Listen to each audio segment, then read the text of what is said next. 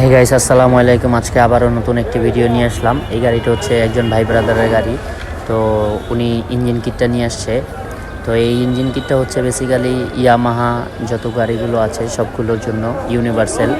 তো এটার জন্য এক্সট্রা কিছু করা লাগে না, প্লাগ অ্যান্ড প্লে, নাড়ে নাড়ে অটোমেটিক বসে যায়।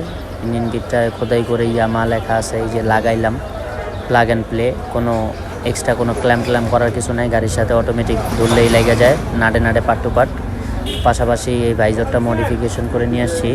তো ভাই এই ভাইজরটা এফজেড ফেজার ভার্সন 1-এর ভাইজরটা কিনে নিয়ে আসছে, তারপরে মডিফাই করে ভাইজরটা বসাইলাম।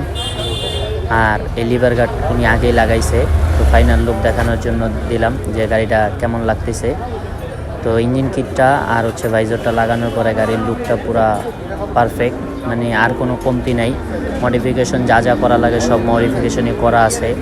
তো কারো যদি এই ইঞ্জিন কিটটা লাগে বা ভাইজর লাগাইতে চান তাহলে আমাদের সাথে যোগাযোগ করবেন।